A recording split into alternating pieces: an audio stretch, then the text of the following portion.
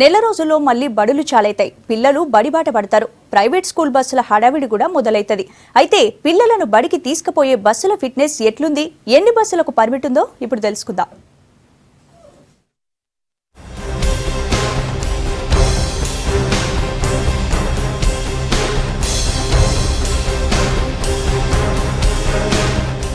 బడిలా పిల్లలను షరీక్ చేసేటప్పుడు బడి బాగుందా, సార్లు చక్కగా పాఠాలు చెప్తున్నారా అని చూస్తారు తల్లిదండ్రులు.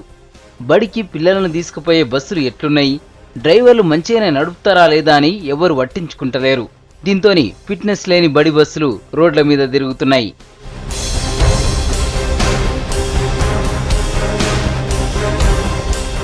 పిల్లలను ఇంటికాడ నుంచి బడికి తీసుకుపోయి మళ్ళా తీసుకొచ్చేటందుకు నీరుడు రాష్ట్రంలో 19,717 బస్సులను రిజిస్ట్రేషన్ చేయించుకున్నాయి ప్రైవేట్ స్కూల్స్. దీంట్లో ఫిట్నెస్ పరీక్ష చేయని బస్సులు 1265 ఉన్నాయి. ఈ ఏడాది ఈ నెల 16 సంది మల్లోపారి బడి బస్సులకు ఫిట్నెస్ పరీక్షలు చేసేందుకు రెడీ అవుతున్నారు ఆర్టీఏ అధికారులు.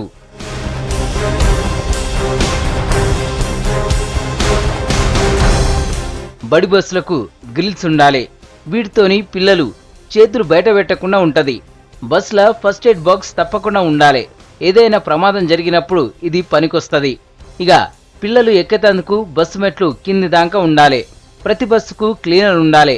అయితే ఈ రూల్స్ చాలా బస్సులల్లా అమలైతలేవు.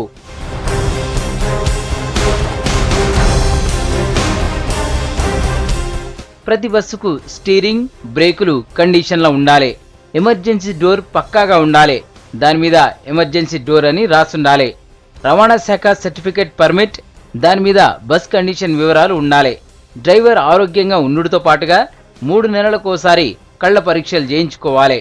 బస్ స్టీరింగ్, టైర్లు, బ్రేకులు, లైట్లు, సీట్లు, బస్ బాడీ సరిగ్గా ఉన్నాయో లేదో ఆర్టీఏ అధికారులు చెకింగ్ చేయాల్సి ఉంటుంది. స్కూల్ బస్సు నడిపే డ్రైవర్స్కి అండి 50 ఇయర్స్ క్రాస్ అవ్వకూడదు. మినిమం ఎక్స్పీరియన్స్ 5 ఇయర్స్ ఉండాలా. అతని ఆరోగ్య పరిస్థితి కూడా బాగుండాలి. అలాగే బస్సు కూడా కొన్ని నియమాలు ఉన్నాయి.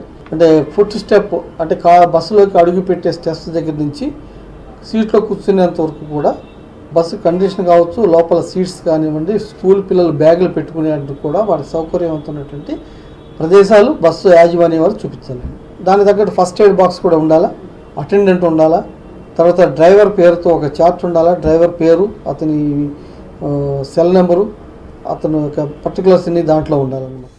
కర్ణాటక, తమిళనాడు బస్సులను తక్కువ రేటుకు కొనుక్కొని ఈడికి తీసుకొని వచ్చి అవిటికి రంగులేచి నడిపిస్తున్నారని చెప్తున్నారు పిల్లల తల్లిదండ్రులు. స్కూల్ బస్సుల ట్రాన్స్పోర్టేషన్ రిలేటెడ్ చాలానే సంఘటనలు జరిగాయి. దీనికి అన్నిటికీ కూడా ముఖ్య కారణం స్కూళ్ళు సరైన నాణ్యతా ప్రమాణాలు పాటించకపోవడమే. ఇంకొకటి స్కూల్ బస్సుల మీద డ్రైవర్ డీటెయిల్స్, ఏ స్కూల్ నుంచి వచ్చింది, వాళ్ళ ఫోన్ నెంబర్, వాళ్ళ contact, RTA help line number అవన్నీ కూడా ఉండాలి. ఎక్కడ ఉండట్లేదు. కేవలం ఒక స్కూల్ నేమ్ ఉంటుంది, అంతపిచ్చి ఇంకేముండట్లేదు. ఫిట్నెస్, బస్సుల యొక్క ఫిట్నెస్ ఎక్కడెక్కడో పాత బస్సులు తీసుకొచ్చి ఎల్లో కలర్ బోర్డు వేసి నడిపిస్తున్నారు. ఎవ్రీ ఇయర్ వాటిని ఫిట్నెస్ చేపియాలి. అవన్నీ జరుగుతున్న సూచనలు ఏమి నాకైతే కనిపించట్లేదు. ప్రమాదం జరిగినప్పుడే ఆర్టీఏ అధికారులు హడావుడి చేస్తారంటున్నారు పేరెంట్స్. అటెన్కా పట్టించుకుంటలేరని అంటున్నారు. తనిఖీలు రెగ్యులర్గా చేయాలని చెప్తున్నారు.